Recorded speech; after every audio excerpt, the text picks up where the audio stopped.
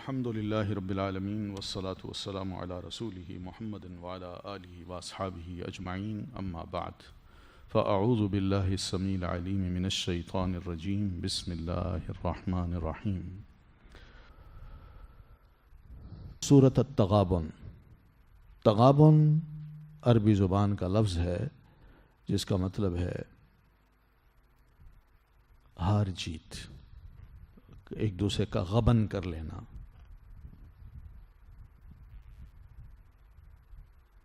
مدینہ میں یہ صورت نبی علیہ الصلاۃ والتسلیم پر نازل ہوئی ہے، یہ اکثر مفسرین کا کہنا یہی ہے، اور یہ جو وہ صورتیں جو سبح یا یسبح سے شروع ہوتی ہیں ان میں سے سب سے آخری صورت ہے۔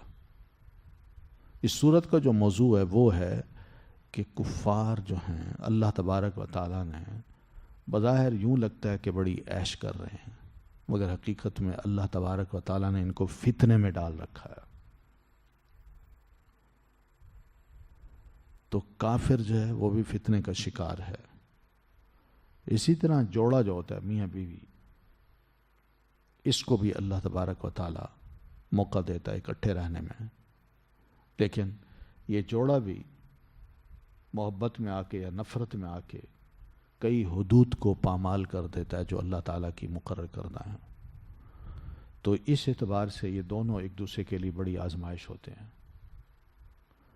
یہی حال اولاد کا ہے اور یہی حال مال کا ہے۔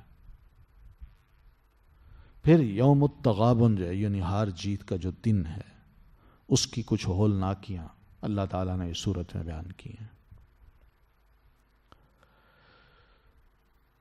تو شروع ہوتی ہے بسم اللہ الرحمن الرحیم، یسبح للہ، تسبیح کرتی ہے اللہ کے لیے، ما جو کچھ ہے فی السماوات آسمانوں میں، وما فی الارض اور جو کچھ ہے زمین میں۔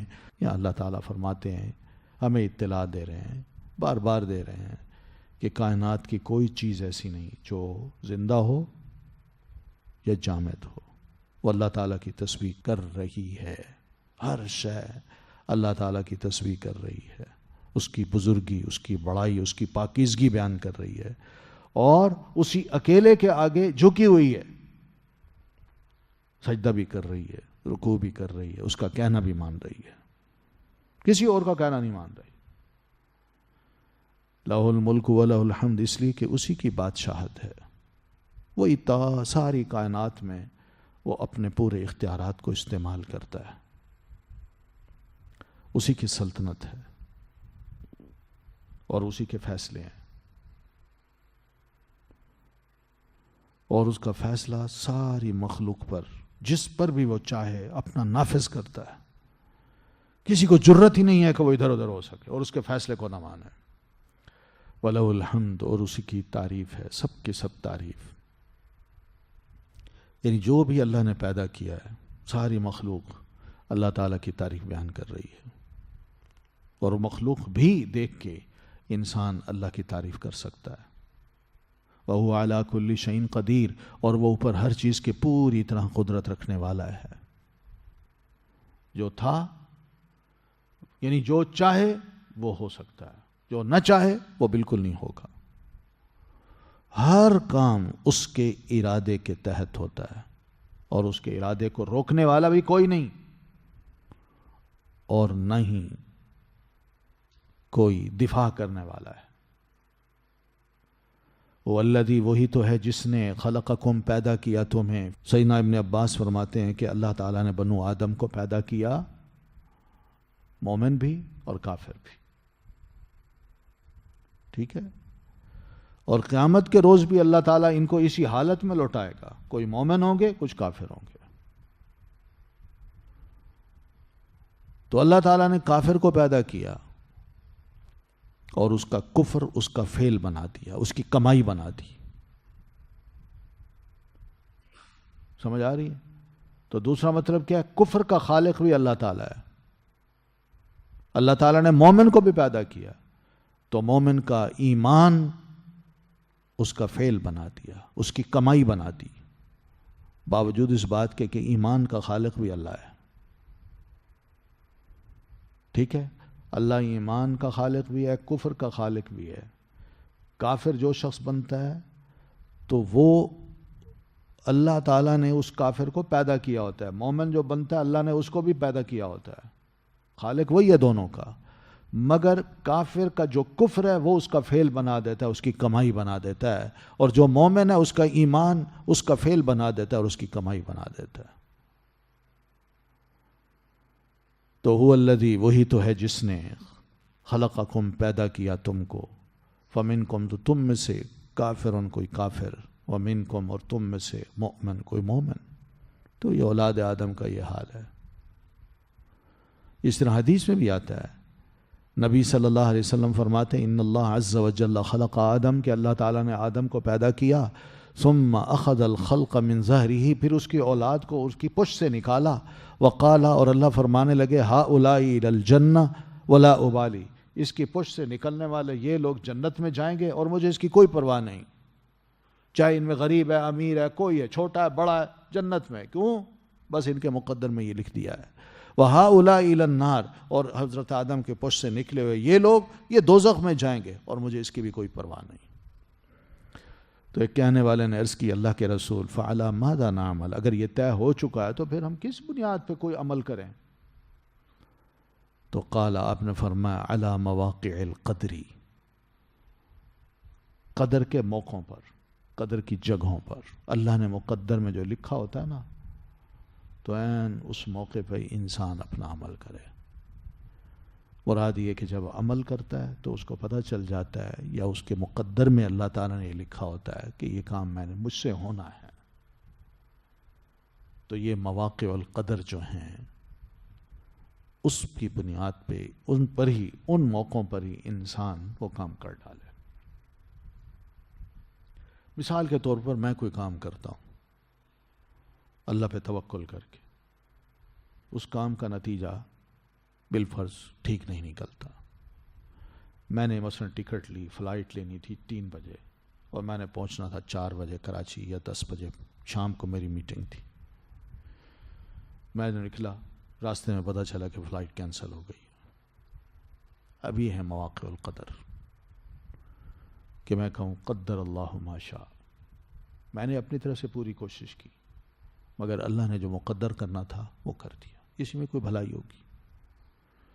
اب یہ تو نہیں ہو سکتا کہ ٹکٹ لے لوں اور میں خود بخود جہاز، یعنی خود بخود چلا جاؤں گا کراچی. یہ تو نہیں ہو سکتا. اس کے لیے جو میں نے اپنی طرف سے کوشش کرنا تھی وہ کی، اور اللہ تعالیٰ نے میرے مقدر میں جو لکھا ہوا تھا وہ کر دیا. یہ مطلب ہے اس کا. واللہ بما تعملون بصیر، اور اللہ اسے جو تم عمل کرتے ہو خوب دیکھنے والا ہے. اللہ کو پتہ ہے کہ تم کیا کچھ کرتے ہو اور کیا کچھ نہیں کرتے. خلق السماوات والارض، اس نے پیدا کیا آسمانوں کو اور زمین کو، بالحق، حق کے ساتھ، یعنی انصاف کے ساتھ، عدل کے ساتھ. بالحق کا مطلب بڑی حکمت کا معنی بھی کرتے ہیں. انصاف، عدل اور حکمت کے ساتھ اللہ تعالیٰ نے اس ساری کائنات کو، آسمان و زمین کو پیدا کیا. وصورکم، اور اس نے صورت دی تمہیں، صورت بنائی تمہاری. فاحسن صورکم، تو اس نے اچھی بنائی تمہاری صورتیں. وإلیہ المصیر، اور طرف اسی کے لوٹنا ہے. یعنی اللہ تعالیٰ نے تمہیں دوسرے حیوانوں کی نسبت زیادہ خوبصورت بنایا ہے، اور پھر ہر ایک کی صورت بنائی ہے، الگ الگ بناتی ہے. یہ ہے وصورکم، سب کی ایک جیسی نہیں بنائی. قد کاٹ ہے، عادتیں ہیں، شکل ہے، ناک ہے، سر ہے، کان ہے، آنکھیں ہیں، چہرہ ہے، ہر ایک کا دوسرے سے مختلف ہے. لیکن ہر ایک کا اللہ فرماتا ہے فَأَحْسَنَ صُوَرَكُمْ، تو اس نے اچھی بنائی صورتیں تمہاری.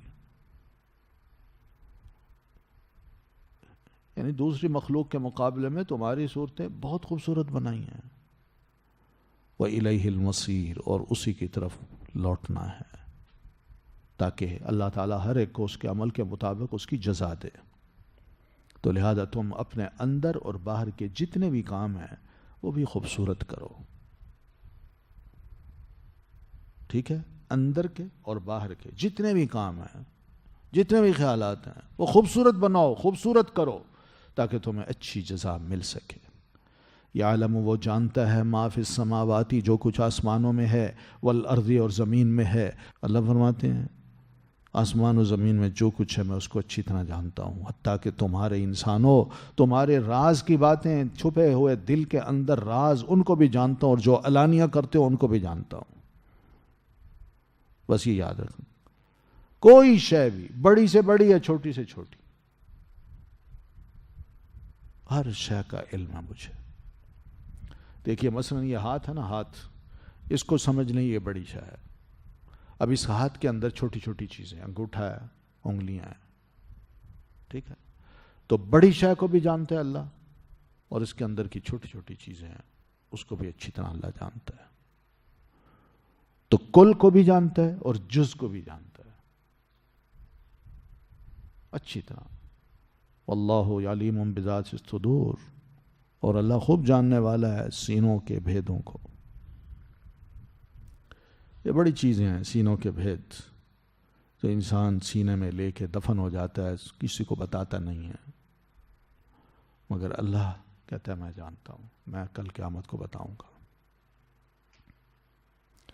الم یأتکم کیا نہیں آئی تمہارے پاس نبأ الذین خبر ان کی جنہوں نے کفروا کفر کیا تھا من قبل اس سے پہلے، فذاقوا تو پھر انہوں نے چکھا وبال امرہم وبال اپنے کام کا، ولہم اور ان کے لیے عذاب علیم عذاب ہے دردناک۔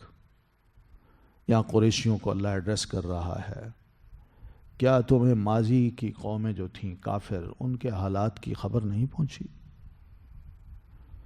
کہ انہوں نے کس طرح اپنے وقت کے رسولوں کو جھٹلایا، متکبر بنے، اور پھر اللہ تعالیٰ نے ان کو کیا سزا دی؟ فذاقوا وبال امرہم، یعنی انہوں نے اپنے معاملے کا مزہ بھی چکھا، یعنی اپنے کفر کی سزا پائی۔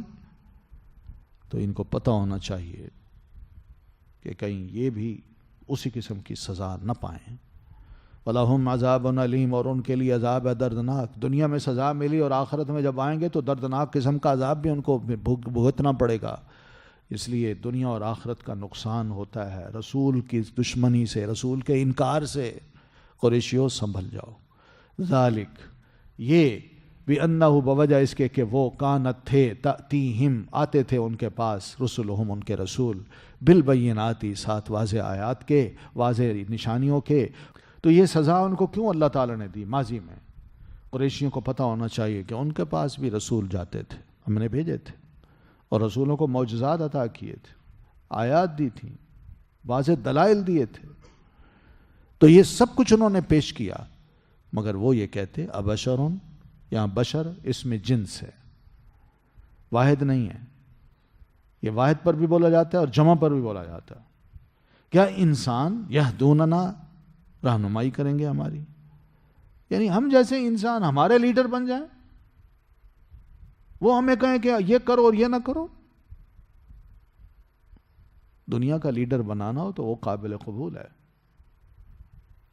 اس کے بڑے اچھے مرید بن جاتے ہیں، لیکن جب دین کی بات آتی ہے، رہنمائی کی، دینی رہنمائی کی، تو اس وقت کہتے ہیں کہ انسان ہماری رہنمائی کریں گے۔ یہ حقیقت ہے، بندوں کی یہی سوچ ہوتی ہے، آج بھی یہی سوچ ہے۔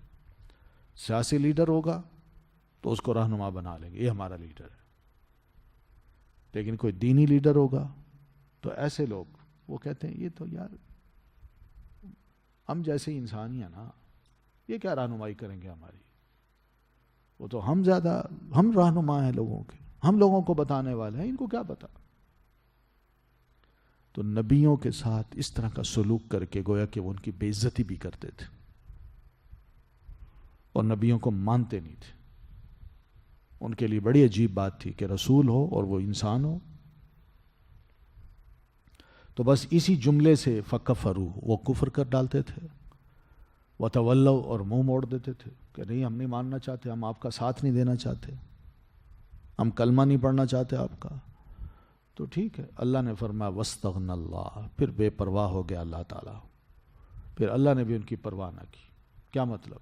ایسی سزا دی اور اس کے رگڑے میں جو بھی آیا اللہ نے بالکل پرواہ نہ کی، سب کو کچل دیا۔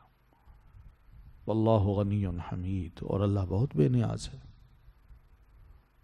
یعنی ان سب کو مار کے اللہ تعالیٰ کا کوئی نقصان نہیں ہوا، سزا دے کے اللہ تعالیٰ نے کوئی اپنا نقصان نہیں کیا. وہ بے نیاز ہے، اس کو کوئی ضرورت ہی نہیں ہے. میں نے ان کے فائدے کے لیے رسول بھیجے تھے، ان کی ہدایت کے لیے بھیجے تھے، رہنمائی کے لیے بھیجے تھے، مگر وہ سمجھے کہ شاید ہم بڑی شے ہیں، اللہ کو شاید ہماری ضرورت ہے. نہیں بھائی نہیں، ختم کرو، ختم، کچرا بنا دو ان کو. حمید اور خوب تعریف والا ہے. زعم الذین کفروا، دعویٰ کیا ان لوگوں نے جنہوں نے کفر کیا، ان لن یبعثوا، کہ ہرگز نہیں وہ اٹھائے جائیں گے. قل، کہہ دیجئے، بلا، کیوں نہیں. زعم کا کیا مطلب ہوتا ہے؟ ایک خیال ہوتا ہے، لیکن اچھا خیال نہیں ہوتا، ایک جھوٹا خیال ہوتا ہے، اور وہ عقیدے کی طرح دل میں بیٹھ جاتا ہے. بندہ ضدی ہو جاتا ہے، نہیں مانتا پھر صحیح بات کو، وہ اپنے خیال کو ترجیح دیتا ہے جھوٹے خیال کو. تو اللہ فرماتے ہیں کفار کا بھی یہ حال ہے کہ انہوں نے ایک جھوٹے خیال کو اپنے دل میں ایسے ہی پکا بٹھا رکھا ہے، ایسی جگہ دے رکھی ہے کہ وہ سمجھتے ہیں کہ اللہ یبعثوا، کہ اگر مر گئے، قبر میں چلے گئے، تو پھر دوبارہ کبھی بھی وہ زندہ نہیں کیے جا سکتے. بس لائف ہے تو یہی ہے. تو جب اسی لائف پہ ایمان ہے تو نبیوں کی تعلیم، دین کی تعلیم، اللہ تعالیٰ کے رسولوں کی کتابوں کی جو تعلیم ہے وہ اس کو کیسے مانیں گے؟ تو اس لیے اس کے جواب میں کہتے کہ ہم نے تو دوبارہ کبھی زندہ ہونا ہی نہیں. بعث بعد الموت پر ان کا کوئی یقین نہیں تھا، اور جب یہ یقین نہ ہو تو پھر انسان جو چاہے کرے دنیا میں، غیر محتاج زندگی گزارتا ہے. وہ حیوان بھی بن جاتا ہے، جانور بھی بنتا ہے، ظالم بھی بنتا ہے، نافرمان بھی بنتا ہے، مگر انسان اچھا نہیں رہتا. تو اس کے جواب میں اللہ فرماتے ہیں قل، ان کو کہیے، بلا، کیوں نہیں. یعنی یہ تو میرے اختیار میں ہے.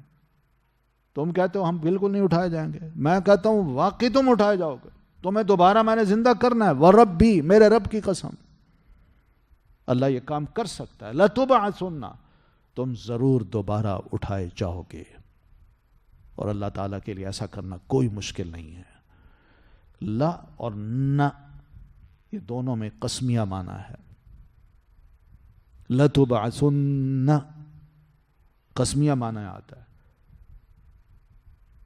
ثُمَّ لَتُنَبَّئُنَّ، تو کیوں دوبارہ اٹھائے جاؤ گے؟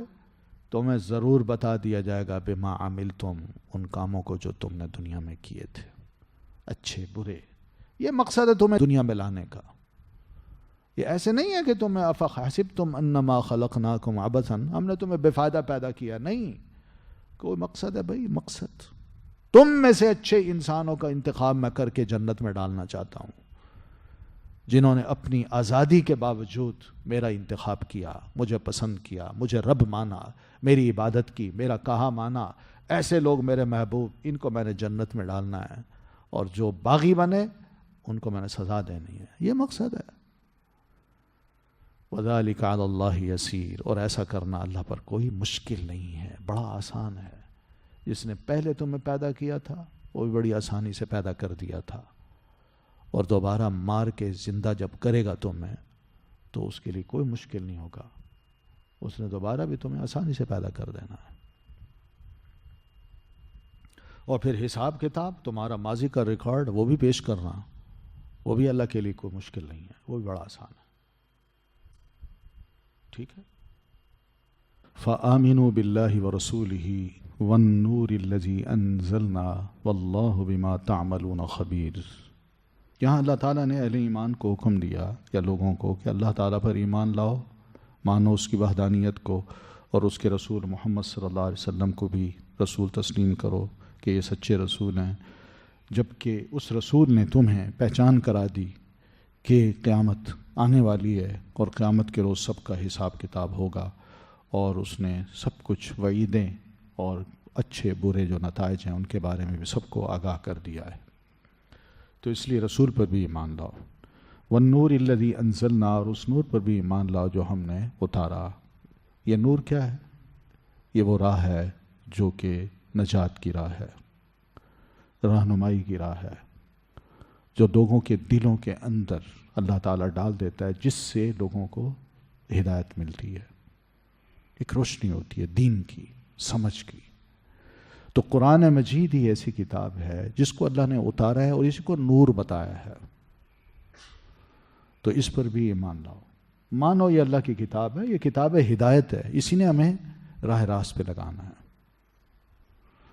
واللہ بما تعملون خبیر، اور جو تم کرتے ہو اللہ تعالیٰ اس کے بارے میں پوری طرح باخبر ہے، چاہے وہ تمہارے چھپے راز ہوں، چھپے کام ہوں، علانیہ کام ہوں، سب کچھ اللہ تعالیٰ پر ظاہر ہیں، اس سے کوئی شے چھپی ہوئی نہیں ہے۔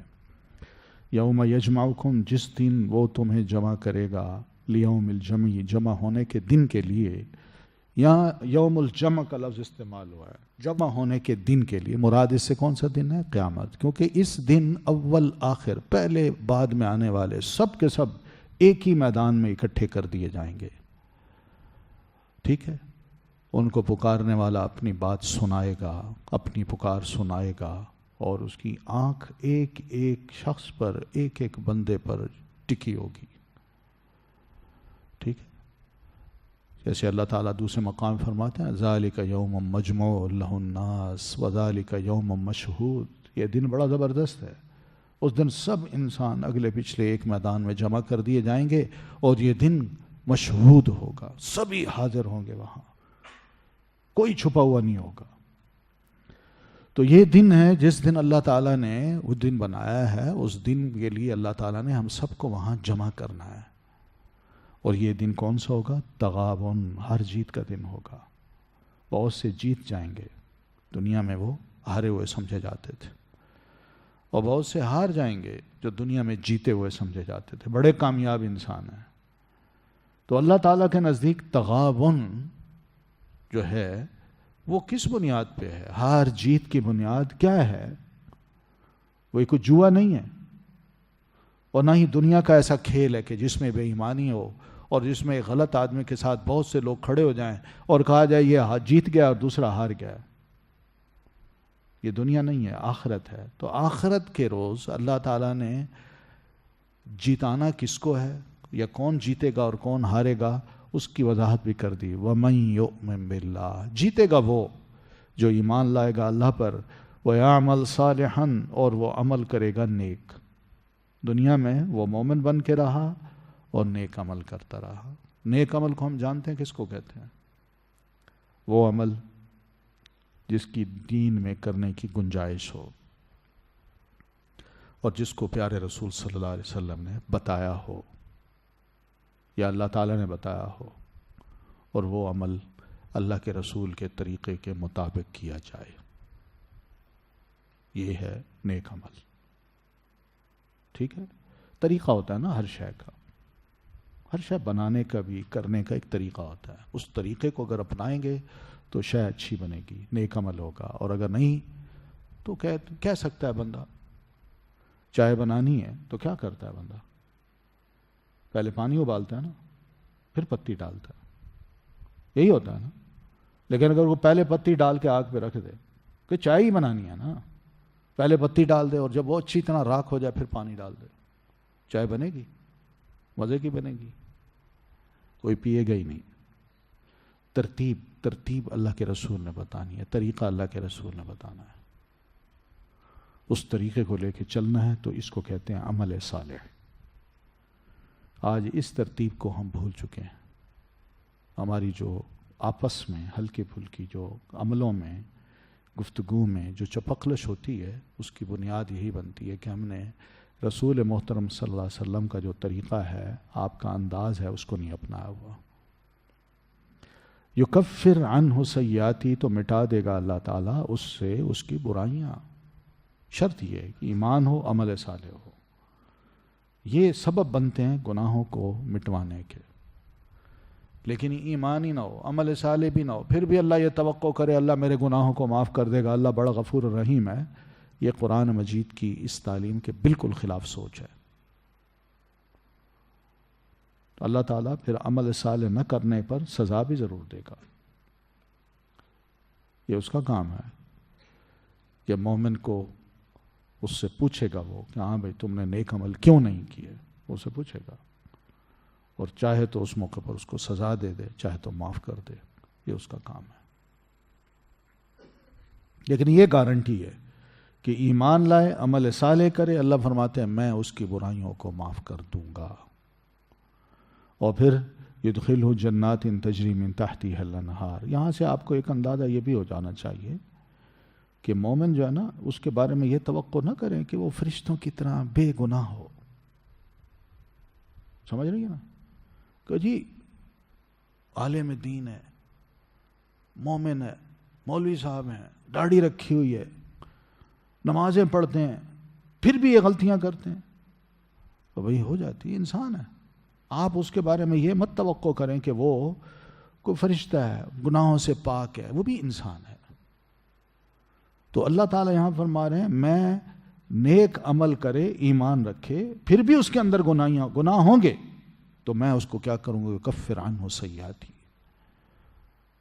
اس کے گناہوں کو میں مٹا دوں گا، برائیاں مٹ جائیں گی. جب مٹ گئیں تو بندہ پیور ہو گیا. یہ تو اللہ کا کام ہے. ہمارا کیا کام ہے کہ ہم کسی کو یہ بتائیں کہ یہ برا انسان ہے، یا نمازیں پڑھتا ہے اس کی نمازیں قبول نہیں ہوتی، اس نے دینداری کا لبادہ اوڑھا ہوا ہے، یہ جھوٹا ہے. ہمارا کام نہیں ہے. ہم دوسرے پر جب انگلی اٹھاتے ہیں تو اپنے آپ کو بھی دیکھ لیا کریں کہ ہم کیا کر رہے ہیں. تو بہرحال لوگ جو ہے نا ہمیشہ اچھے لوگوں پر اس طرح اشارے کرتے ہیں کہ دیکھیے جی نماز پڑھتا ہے، جھوٹ بولتا ہے، نماز پڑھتا ہے اور یہ بے ایمانی کرتا ہے. اور اکثر جھوٹ ہوتے ہیں، یہ یاد رکھیے، اکثر جھوٹے الزام ہوتے ہیں. وہ اپنے آپ کو پیور ثابت کرنے کے لیے کہ میں اس سے زیادہ اچھا ہوں اور جھوٹ بولتے ہیں. ایسا مسئلہ نہیں ہوتا. انکوائری کریں تو پتہ چلے گا کہ یہ زیادہ جھوٹ بول رہا تھا، اس نے ایک بولا تو اس نے 10 بولے. تو اس لیے یہ توقع کرنا کہ ایک مومن جو نمازی ہو، عمل صالح بھی کرتا ہو، وہ بالکل پیور ہوگا، اس کے جسم پہ کوئی بھی سفید کپڑے پہ کوئی کالا دھبا نہیں ہوگا، یہ غلط بات ہے. سوائے رسول کے کوئی معصوم نہیں ہے، یاد رکھیے. اس لیے ان کے نماز جنازہ پڑھے جاتے ہیں. ٹھیک ہے. وَيُدْخِلْهُ جَنَّاتٍ تَجْرِي، اور داخل کرے گا وہ اس کو ایسے باغات میں کہ چلتی ہیں جن کے نیچے سے نہریں، خالدین فیہا ابدا، ہمیشہ رہنے والے ہیں ان میں ہمیشہ ہمیشہ. وَذَلِكَ الْفَوْزُ الْعَظِيمُ، اور یہی ہے سب سے بڑی کامیابی. بس ایمان میں اور عمل صالح میں انسان سچا ہو تو اللہ پچھلے گناہ بھی معاف کر دیتا ہے اور بہت بہترین اجر بھی دیتا ہے، اور اسی کا نام ہے کامیابی. لیکن وَالَّذِينَ كَفَرُوا، اور وہ لوگ جنہوں نے کفر کیا، وَكَذَّبُوا بِآيَاتِنَا، اور جنہوں نے جھٹلایا ہماری آیات کو، اولئک اصحاب النار، یہی لوگ ہیں ساتھی آگ کے، خالدین فیہا، ہمیشہ رہنے والے ہیں اس میں، وَبِئْسَ الْمَصِيرُ، اور کتنی بری ہے لوٹنے کی جگہ. رہے کافر جنہوں نے توحید کا انکار کیا اور اسی طرح اللہ تبارک و تعالیٰ کو اکیلا معبود نہ سمجھا، اس کی تعظیم کے ساتھ دوسروں کی بھی تعظیم کی، اور اللہ تعالیٰ کی نازل کردہ کتاب کو جھٹلایا، اس کے رسول کو جھٹلایا. یہ لوگ دوزخی ہیں جس میں وہ ہمیشہ ہمیشہ رہیں گے، کبھی بھی وہاں سے نہیں نکلیں گے. تو یہ بہت بڑا برا ٹھکانہ ہے، بہت بڑی رجوع کی جگہ ہے، بہت بڑی جائے قرار ہے، اور بہت بری ہے جو ان کو ملے گی. ما اصاب من مصیبت الا باذن اللہ، نہیں پہنچتی کوئی مصیبت مگر اللہ کے اذن سے. ومن یؤمن باللہ، اور جو کوئی ایمان لاتا ہے اللہ پر، یہدی، وہ ہدایت دیتا ہے، قلبہ، اس کے دل کو. واللہ بکل شیء علیم، اور اللہ ہر چیز کو خوب جاننے والا ہے. یہاں اللہ فرماتے ہیں کہ انسان کو کچھ بھی مصیبت پہنچتی ہے تو وہ اللہ کے حکم سے پہنچتی ہے. بس اللہ کا حکم ہوتا ہے، اس کے اذن ہوتا ہے، اس کی توفیق ہوتی ہے تو اللہ تعالیٰ وہ تکلیف پہنچا دیتا ہے. کوئی یہ نہ کہے کہ یہ اس وجہ سے ہوا، اس وجہ سے ہوا، اس وجہ سے ہوا.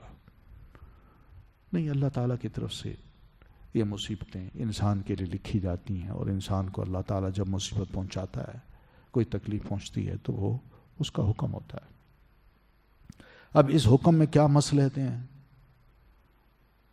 وہ بعد میں انسان کو پتہ چلتا ہے. اگر اللہ تعالیٰ اگر انسان اللہ تعالیٰ کے حکم کے مطابق اس مصیبت پر صبر کرے، اسے برداشت کرے، تو اللہ دنیا کو یہ دکھانا چاہتا ہے کہ صابر کس قسم کے لوگ ہوتے ہیں.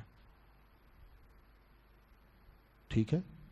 اور پھر اس بندے کو بھی نکھار دیتا ہے اللہ تبارک و تعالیٰ صبر کی توفیق دے کے، کہ اتنی بڑی مصیبت آتی ہے، اتنی تکلیف آتی ہے اور وہ اس پہ صبر کرتا ہے اور اللہ کی رضا پہ راضی ہے،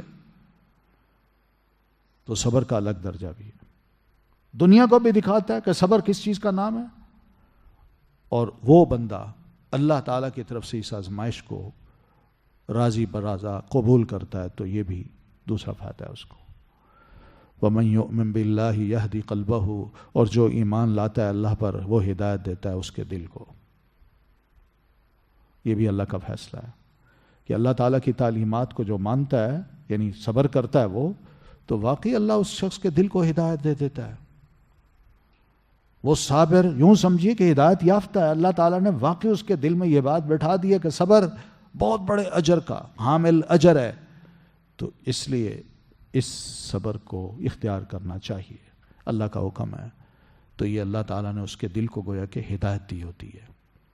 اور جو اللہ پر ایمان نہیں رکھتا بلکہ یہ کہتا ہے اس نے مصیبت پہنچائی، میں نے یہ غلط کام کیا جس کی وجہ سے یہ ہو گیا، وہ یہ نہ کرتا تو ایسا نہ ہوتا، دنیا کے لیے وہ روتا ہے، دنیا کے لیے دنیا کوئی ملزم بناتا ہے، اور اللہ تبارک و تعالیٰ کو اپنی لائف میں کچھ نہیں سمجھتا، تو ایسا شخص تو اس کا دل گمراہ ہوتا ہے۔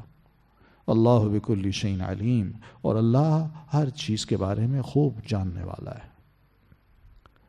ٹھیک ہے، وَأَطِيعُوا اللَّهَ وَأَطِيعُوا الرَّسُولَ، اور اطاعت کرو اللہ کی اور اطاعت کرو رسول کی۔ فَإِن تَوَلَّيْتُمْ، پھر اگر تم منہ موڑتے ہو، فَإِنَّمَا، تو بے شک، عَلَىٰ رَسُولِنَا، ہمارے رسول پر، البلاغ، پہنچا دینا ہے، المبین، کھلم کھلا۔ تو مومنو، تمہارا کام کیا ہے؟ بس اللہ اور اس کے رسول کی اطاعت کرتے جاؤ، بس تعلیمات کو مانو اور ان تعلیمات کو ازبر رکھو۔ جب بھی کوئی مصیبت آئے تو سوچو اس مصیبت کے وقت رسول محترم نے اور اللہ تعالیٰ نے مجھے کیا تاکید کی ہے، میں کیا کروں، اور اس پر عمل کرو۔ یہی اطاعت ہوگی اللہ کی اور اس کے رسول کی۔ پھر دیکھنا کہ اس کے فائدے تمہیں کیا ہوتے ہیں۔ لیکن اگر تم اللہ اور اس کے رسول کی اطاعت ایسے مواقع پر نہیں کرتے اور اپنی مرضی کرتے ہو، اسے قابل عمل نہیں سمجھتے، اپنا رونا دھونا اختیار کرتے ہو، واویلے کرتے ہو، شور مچاتے ہو، فَإِن تَوَلَّيْتُمْ، تو کوئی بات نہیں، تم کرو گے اپنا ہی نامہ اعمال خراب کرو گے، گناہوں کے پلندے تم اپنے لیے جمع کرو گے۔ ہم نے تمہیں گائیڈ کرنا تھا، کر دیا، رسول نے بتانا تھا، بتا دیا، تو اس لیے فَإِنَّمَا عَلَىٰ رَسُولِنَا الْبَلَاغُ الْمُبِينُ، ہمارے رسول کی ذمہ داری صرف یہ کہ تم تب بات کھول کھول کے پہنچا دے، سو وہ پہنچا چکا، اب عمل کرنا تمہارا کام تھا۔ یہ ہم تم سے پوچھیں گے کہ عمل کیا نہیں کیا، ثواب کمایا گناہ کمایا، مصیبت پہ تم نے صبر کیا یا واویلا کیا، گریبان پھڑے، چہرہ پیٹا، سینہ پیٹا، یا واقعی اللہ کی اس رضا پہ تم راضی رہے۔ اللہ لا الہ الا ہو، اللہ نہیں کوئی الہ برحق مگر وہی، وعلی اللہ فلیتوکل المؤمنون، اور اللہ ہی پر بس چاہیے کہ توکل کریں مومن، اس لیے کہ اللہ کے علاوہ کوئی اور معبود برحق نہیں ہے جس کا کہنا مانا جائے، جس کی عبادت کی جائے، جس کی قولی، عملی اور بدنی، قلبی، بدنی اور قولی عبادت کی جائے، وہ صرف اور صرف اللہ تعالیٰ کی ذات ہے۔ تو جو کہتا ہے اس کو مانیے، اور اہل ایمان کو اللہ تبارک و تعالیٰ پر ہی توکل کرنا چاہیے کہ مصیبت آئی ہے تو اس مصیبت کو یہ نہ سمجھیں کہ میرا مستقبل خراب ہو گیا، اندھیرا چھا گیا، نہیں، جو مصیبت لاتا ہے وہ بعد میں خوشی بھی لا سکتا ہے، رات آتی ہے تو اس کے بعد دن بھی آتا ہے، روشنی بھی آتی ہے، تو اس لیے اللہ کی طرف سے اس کو آزمائش سمجھ کے اللہ پر توکل کرے انسان، کوئی بات نہیں، اللہ ہی نے کوئی بہتر کام کیا میرے لیے، کوئی شکر ہے اتنی مصیبت آئی جس کو میں برداشت کر سکتا ہوں، کوئی اتنی بڑی نہیں آئی کہ جس کو میں برداشت نہ کر سکتا۔ یا ایھا الذین آمنوا، اے لوگو جو ایمان لا چکے ہو، ان من ازواجکم، یقین مانو تمہاری بیویوں میں کچھ، تمہارے شوہروں میں کچھ، ازواج زوج کی جمع، زوج بیوی شوہر دونوں کو کہتے ہیں، تمہاری بیویوں یا شوہروں میں سے کچھ، وَأَوْلَادِكُمْ، اور تمہاری اولاد میں سے بھی کچھ، سارے نہیں کچھ، عَدُوًّا لَكُمْ، تمہارے دشمن ہوتے ہیں، فاحذروہم، بس محتاط رہو ان سے، وَإِن تعفوا، اور اگر تم معاف کر دو، وتصفحوا، اور تم درگزر کرو، وتغفروا، اور تم بخش دو، فإن اللہ، تو بے شک اللہ، غفور، بہت بخشنے والا ہے، رحیم، نہایت رحم کرنے والا ہے۔ یہاں فرمایا کہ مل جل کے جب رہتے ہو تو بیوی ہو یا شوہر ہو یا اولاد میں کوئی بیٹا ہو یا بیٹی ہو، اس کی محبت غالب آ جاتی ہے، اور اس کی محبت کے غلبے میں بعض اوقات اسی اولاد کی خاطر یا بیوی یا شوہر کی خاطر انسان بہت سے غیر شرعی کام کرنے لگ جاتا ہے، حرام میں بھی انوالو ہو جاتا ہے، کہ چونکہ میں نے اولاد کو خوش کرنا ہے، شوہر کو خوش کرنا ہے، بیوی کو خوش کرنا ہے، تو ان کی محبت بہت بڑی کمزوری بن جاتی ہے تمہاری، اور اس کمزوری سے وہ فائدہ اٹھاتے ہیں اور تمہیں مجبور کرتے ہیں کہ یہ کام ہونا چاہیے، تو وہ کام غیر شرعی ہوتا ہے، اور غیر شرعی کام مومن سے کروایا جائے تو یہ اس سے دشمنی ہے، تو اس لیے ان سے بچ کے رہو، فاحذروہم، مراد یہ کہ ان کا کہنا نہ مانو، احتیاط برتو، ایسے کام کرو کہ جس سے اللہ خوش ہو، ایسے کام مت کرو کہ ان کی خوشی کے لیے اللہ کو ناراض کر دو، فاحذروہم، احتیاط برتو۔ یہ ہوتا ہے باپ بیٹے کی محبت میں آ کے، یا شوہر اپنی بیوی کی محبت میں آ کے کئی غلط کام کرواتا ہے، اجازت دے دیتا ہے، ٹھیک ہے۔ یہ جو غلطیاں ہم سے ہو رہی ہیں یہ سب محبت کے نتائج ہیں۔ بچوں کو پیسے دے دیے، جاؤ فلمیں دیکھو، جاؤ مارکیٹ میں جاؤ، یہ کرو وہ کرو، تمہیں آزادی ہے، میں کچھ نہیں پوچھوں گا تم سے۔ پھر اسی طرح شوہر جو ہے وہ اپنی دوستوں کو بلاتا ہے تو اپنی بیوی کو تیار بنا کر کے، شوہر دلہن بنا کے ان کے سامنے پیش کرتا ہے، اور وہ ہر ایک سے ہاتھ ملاتی ہے۔ اس طرح یہ میاں بھی ہر عورت سے ہاتھ ملاتا ہے۔ یہ کیا ہے؟ یہ کوئی اچھی بات نہیں ہے، شرعی مخالفت ہے، اور شرعی مخالفت دین دشمنی ہے، تو یہ دین دشمنی محبت میں آ جاتی ہے، تو اس لیے ایسی اولاد سے ذرا محتاط رہو، ایسی بیوی اور شوہر سے محتاط رہو، بس یہ دھیان کرنا۔ محتاط رہنا مطلب ہے، یہ مطلب نہیں ہے کہ ان کو گھر سے نکال دو، ان کو کافر کہو، ان سے نفرت کرو، یا ان کا کیا کہتے ہیں حقہ پانی بند کر دو، نہ، ایسا کام نہ کرو، اور محتاط رہو، بس اپنے آپ کو ذرا سنبھال کے رکھو، اور ان کے بارے میں بھی اندازہ کر لو کہ اب یہ کام کرنے لگا ہے، مجھے کہے گا تو اس کو پہلے ہی ذرا بتا دو، ایسا نہیں ہو سکتا، یا موڑ دو اس کو، کسی اور طرف اس کا رخ پھیر دو، تاکہ وہ سوچے ہی نہ کہ واقعی اب تو مجبور ہوں، مجھے چھوڑنا پڑا ہے، میں نے یہ کام کرنا ہے، جو ابا کہتے ہیں یا جو شوہر کہتے ہیں یا جو بیوی کہتی ہے، ٹھیک ہے۔ واقعی ہے کہ ان کی واقعی حرکتیں انسان کو غصہ دلاتی ہیں، والد کو، شوہر کو یا بیوی کو، تو چونکہ گزارا کرنا ہے، اپنی ہیں، پرائے نہیں ہیں، تو ایسے موقع پر تم کیا کرو، وَإِن تَصْفَحُوا، اور اگر تم معاف کر دو، بس کہہ دو اس کو یہ غلط ہے، غیر شرعی بات ہے، آئندہ نہیں ہونا، اور وہ کہتے جی غلطی ہو گئی مجھے معاف کر دیں، بس معاف کر دو، ٹھیک ہے۔ وَتَصْفَحُوا، اور تم درگزر کرو، غلطی کر بھی بیٹھیں یا ایسی بات مطالبہ کریں بھی صحیح، تو خود الرٹ ہونے کے ساتھ ساتھ بس ان کو تھوڑا سا غصہ دکھا دو اور پھر درگزر کرو، بات آئی گئی کرو۔ وَتَغْفِرُوا، اور تم بخش دو، یا بخش دینے کا مطلب یہی ہے کہ تم بس اس بات کو دبا دو، پردہ ڈال دو اس پر۔ یہ طریقے ہونے چاہیے اپنی اولاد کے ساتھ، اپنی بیوی کے ساتھ، یا اپنے شوہر کے ساتھ، ٹھیک ہے۔ اب دیکھا جائے تو وہ ایک دشمنی تھی، دین دشمنی تھی، یعنی ایک لڑکی ہے جو آزادانہ ہر جگہ جا رہی ہے، لوگوں کے ساتھ عجیب و غریب قسم کے، اور وہ مفتی حضرات کے ساتھ عجیب و غریب قسم کے فوٹو بنواتی ہے، اور ان کو اپنی فیس بک پہ ڈالتی ہے۔ اب بھائی جو ہے نا وہ غیرت میں آتا ہے، تو بس اتنا ہے کہ واقعی وہ سمجھ جائے اس آیت کی روح سے کہ عدو لکم، بس اس سے محتاط رہتا اور کچھ نہ کرتا، محتاط رہتا، اس کو بتا دیتا کہ یہ کام ٹھیک نہیں ہے، تم چھوڑ دو، نصیحت کرتا، اور اس کے ساتھ یہ کام بھی کرتا کہ تعفو و تصفحو و تغفرو، یہ کام کرنا چاہیے تھا۔ یہ یاد رکھیے، جو کام قانون کا ہے اس کے ذمہ دار آپ نہیں ہیں، یہ یاد رکھیے۔ ایک ملک میں اگر یہ قانون ہے کہ کوئی بھی کسی کو قتل کرے گا، کسی کو قتل کرنے کی اجازت نہیں ہے، تو جو کسی کو قتل کرے گا تو اس کے بدلے میں ہم اس کو قتل کریں گے۔ یہ حکومت کا کام ہے، بندے کا کام نہیں ہے۔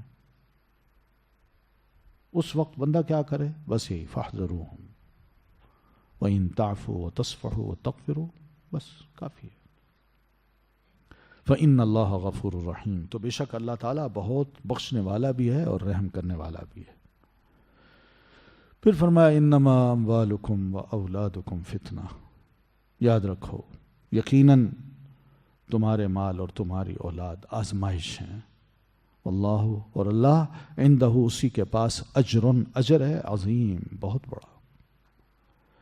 یعنی اولاد اور مال واقعی ایک بہت بڑا فتنہ ہے ایک باپ کے لیے، ایک مالدار آدمی کے لیے۔ فتنہ اس معنی میں وہ کہتے ہیں یار پیسہ ہے کہاں خرچ کروں، شیطان اس کو کہتا ہے دین کی راہ میں، اچھی راہ میں خرچ نہ کرو، کسی غریب کی مدد نہ کرو، کوئی اچھے کام نہ کرو، کوئی انسٹیٹیوشن نہ بناؤ، کوئی ادارہ نہ بناؤ، کوئی ہسپتال نہ بنواؤ، کوئی مسجد نہ بنواؤ، کوئی مدرسہ اسکول نہ بنواؤ، یہ فضول خرچیاں ہیں، اس کو لنڈا دو، پارٹیاں کرو، 5 اسٹار ہوٹل میں بلاؤ، پیسہ ہے نا پیسہ۔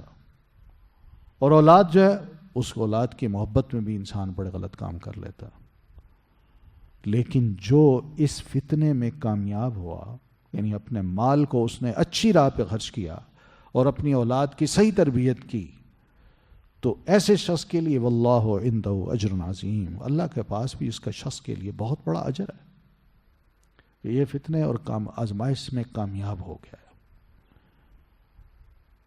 اور اللہ تعالیٰ اس آزمائش میں سب کو ڈالتا ہے۔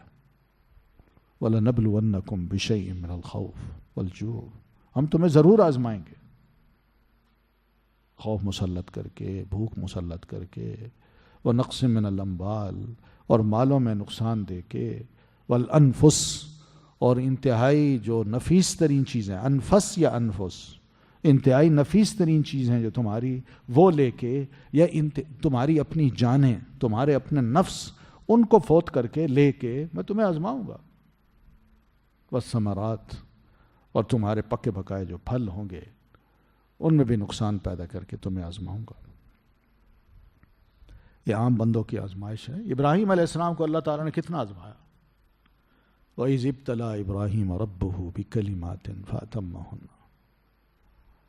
چند باتیں کہیں یہ کرنا ہے، آزمائش، اور اس آزمائش میں ان کو گزار کے وہ گزر بھی گئے، کامیاب بھی بن گئے۔ تو نبیوں کو اللہ اگر آزما سکتا ہے تو ہمیں کیوں نہیں آزما سکتا؟